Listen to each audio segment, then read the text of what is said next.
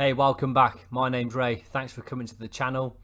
We're going to see how we're getting on in Spain with Villarreal. Roll the VT.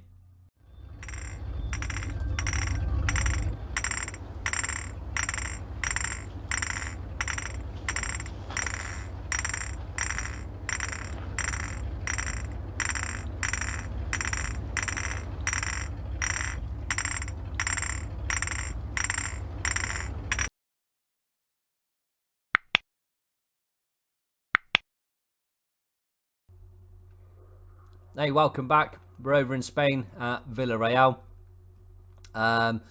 We were in, obviously, the La Liga, Copa del Rey, Super Cup and the Champions League. So we had 4 trophies to try and play for. As you may remember from the first video, Villarreal, one of those sides that seem to always be the bridesmaid and never the bride. Haven't really got anything in the trophy cabinet bar that win against Manchester United the season before. Pre-season was barnstormer, as you expect. I think in the first 12 games we only conceded 2. That's obviously taken into account pre-season. We played Chelsea in the Super Cup and we spanked them 3-0, so that was our second piece of silverware. And then La Liga couldn't have got off to a better start. A 3-0, a 4-0 and then an 8-0 against Getafe in the month of August. September was a bit hit and miss. We had 3 defeats, 2 wins and a draw in the Champions League against Juventus. Then we went into October, 3 wins, 1 defeat, 2 draws. November, unbeaten, 3 wins, 2 draws, 2 wins in the Champions League. In December, we had 4 wins and 1 defeat to Atletico. Then we moved into January, 3, 4, 5 wins, 2 draws and a defeat against Osasuna. As you can see, we're quite tight at the back. If you look, we don't seem to concede many goals and we score quite a few. Then we moved into February and we had 4 victories, 2 draws, 1 defeat. That was a spanking at Chelsea. Unbeaten in March, 2-0, 3-0, 3-1, 5-1, 4-1. April, 6 wins, 2 defeats. 2 defeats to Bayern Munich in the quarter-final of the Champions League. And then we lost in the Copa del Rey final 3-2 in extra time to Barcelona, so I was devastated by that. That took us into the last run of the league campaign, which saw us spank Barcelona 3-1, Celta 3-0 and Cadiz 3-0. The league table was very tight with I think about 4 teams at the top, all challenging, and I'm pleased to say we went on to win the league with 83 points, joint second Real Madrid and then Atletico both on 80 and Barcelona on 77, Valencia 66, Sociedad 64 and then Celta getting the last European spot on 63. So yeah, absolutely buzzing. So pleased with the victory. Let's have a quick look at player stats. So top goal scorer in the league was Memphis Depay with 23, and then Benzema with 20, Alexander Isaac 17, Iago Aspas 17, Maxi Gomez 16, Luis Suarez 15, Angel 15 and Hugo Duro 15. Disappointed we didn't get a goal scorer up there, to be honest with you. Most assists, our best was Manu Trigueros. He's an absolute storming season, to be honest with you. Let's have a look. Player of the matches. So Trigueros, again, smashed that with 10. Most shots, we haven't got anyone on there. Most key passes, again, Trigueros. He's been a standout player, to be honest with you. Best pass completion was Mark Bartra. We haven't got anyone on there. Most tackles won. We haven't got anyone on there, but Jose Gaya won that. Most dribbles.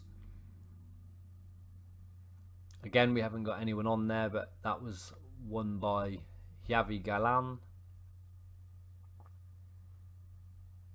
Fullback, pretty decent. Most clean sheets, Jan Oblak, top. Again, we haven't got anyone on there.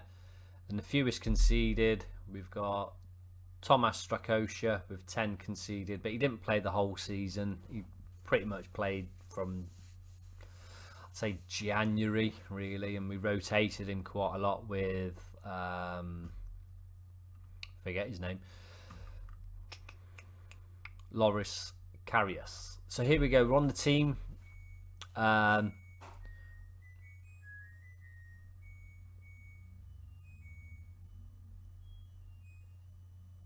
the Villarreal fans outside, excited, bless them.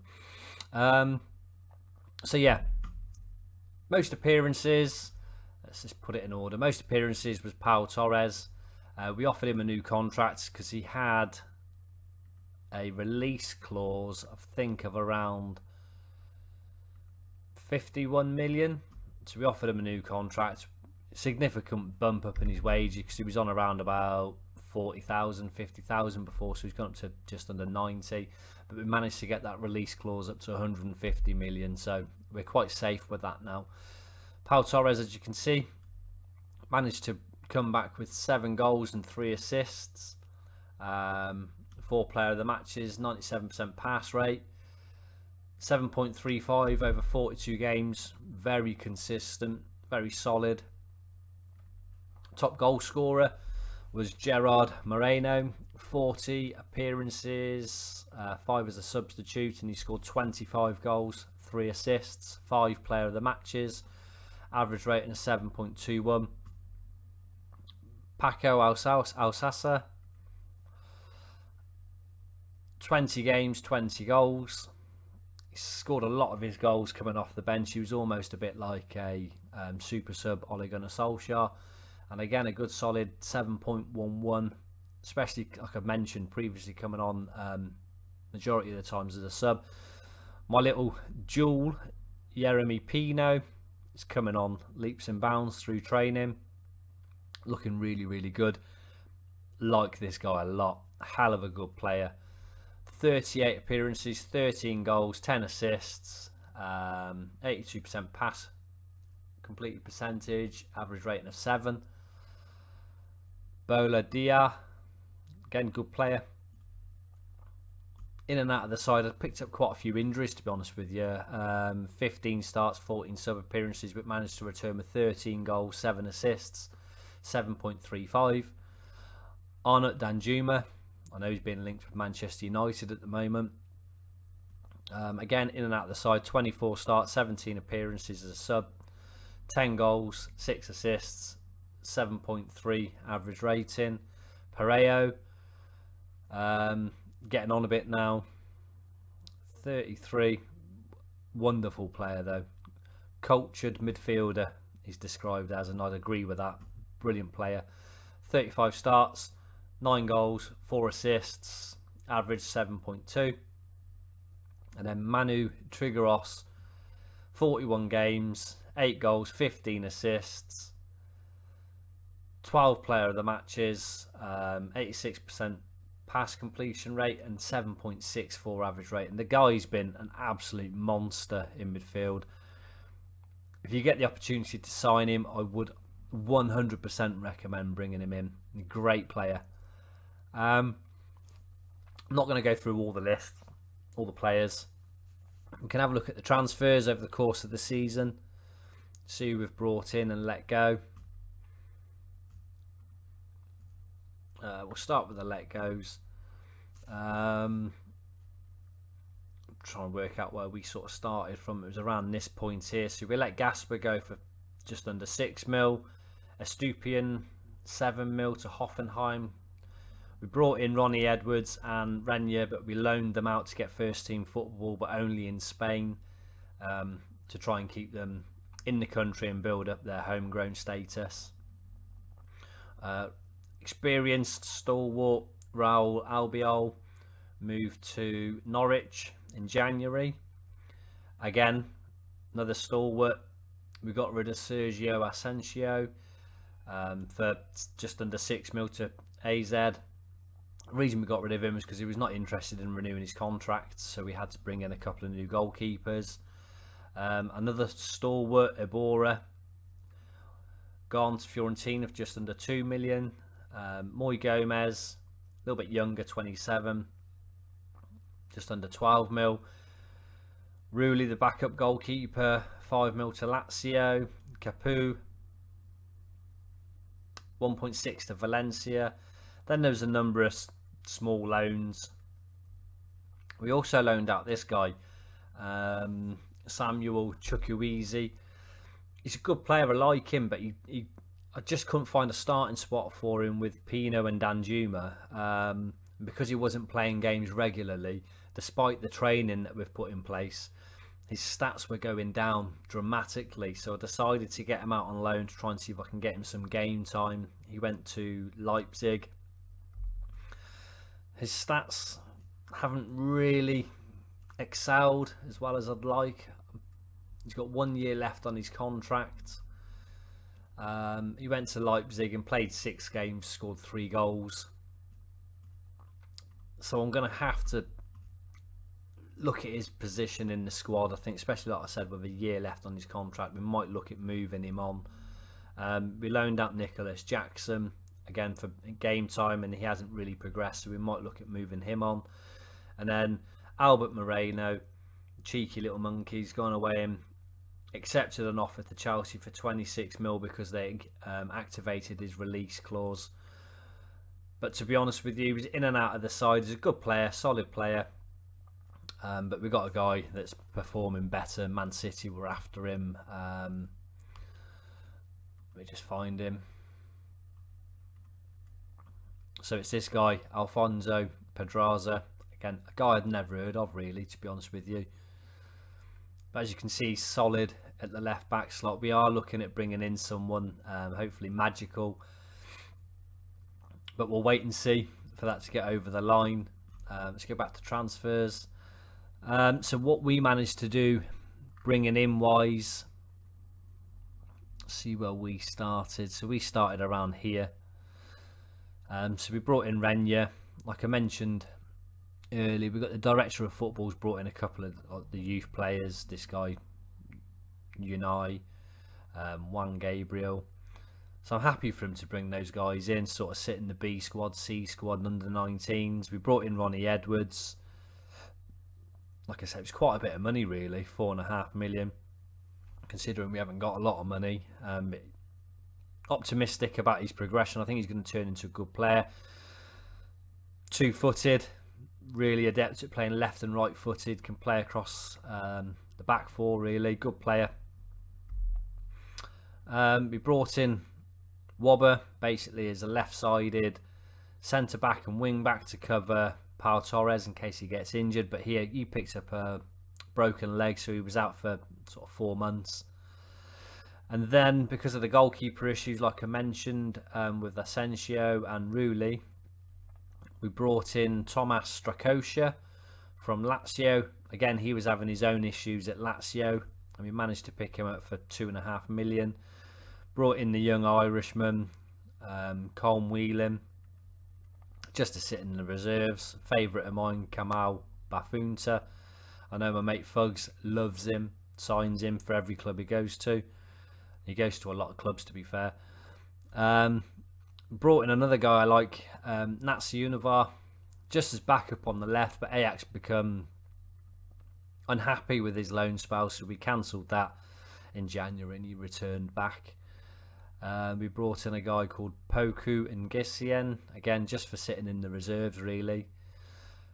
Brought in the experienced Lucas Leiva, good solid player, backup for Coquelin. We picked up a number of injuries in defence, so we brought in Stefan Ambrosius, again another young player.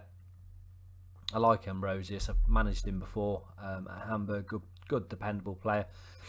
And then we brought in Carlos Alcaraz, and to be honest, he progressed better than what I was hoping, and he actually picked up a number of games in the end. 13, got 4 assists. You're a good young player. Karius come in, 850,000. Can't argue with that. Look at his stats. I know he's a little bit dodgy, but it's a stats game. Look at his stats. They're great, and we picked him up for 850,000. Matteo Saracho, again, if you've watched the videos from the Crystal Palace save that I've done, you know that this guy turns into an absolute world beater. So we brought him in for 8.5 million. He's already up to about 40, I think. 16 games, 6 goals, 4 assists, 2 player of the matches, 7.27. Good player, solid player. And then we brought in another old favourite of mine, Abi Chewbacca. Talking about stats, his stats are terrible, but he's a consistent performer for me. He seems to really turn it on no matter what save I'm on. 9 games, 2 goals, 2 assists, 1 player of the match, average rating of 7. He can play anywhere. That's what I like about him. He can play anywhere across the centre midfield. He can play anywhere across that sort of number 10, inside forward, 10 on the right side, and he can play up top if you need him to. We brought in Colin Dagba, back up for right back. Loaned in Alvaro Fernandez. There was a little bit of cute thinking behind that. We brought in a couple of players that were, I think, under 19 or 18. Stuck them in the youth, and then we didn't have to worry about, calling them up to the first team if we needed them to. Because obviously in Spain, they're quite tight with the registration of players. You can only register 25 first team players, and then that's you screwed if you get a number of suspensions and injuries, but you can bring in players under 18 or 19. So I brought in a couple of players just to sit in under 19s, and it was just to bolster the numbers for the bench really when things got tight. We brought in Pavon on deadline day. Good player, good solid player, can play anywhere across the midfield really or up top. Didn't really have a great return, only 8 games, 1 goal, 2 assists, average rating of 7.30, but he will get better. David Vinas, backup defender, again it was one of the young players that I mentioned that we brought in, along with Hugo Wirth, ex-United at Borussia Mönchengladbach. And then we brought in a guy called Osman Altin, Scaringi, shocking, and then Camilo Villa. So yeah, pretty much that was the season. There's the signings. Like I mentioned, we lost to Barcelona in the Copa del Rey final 3-2. And Gerard Piqué in the 104th minute snatching the victory. So we were devastated from that, especially after we absolutely destroyed Barcelona, to be honest. Nearly had another trophy in the bag. So there we go. We got our first ever La Liga title. So I'm buzzing about that. They won that Europa League title against Manchester United, like I mentioned previously.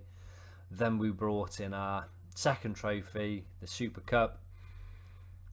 There we go, where we spanked Chelsea 3-0. And then this is an old trophy that they won in 1970 that doesn't exist anymore. Finances, we've managed to get it up to 20 million in the bank. That's thanks to the Champions League money. They've given me 16 mil at the moment. Transfer budget, 1.4 wage. We're currently spending just over 1 million. So we've got quite a bit of flexibility in the wage budget. Projections not looking great. Like I mentioned, 20 mil in the bank. To project that by the end of the season will be minus 12, minus 13. Then the season after, minus 47.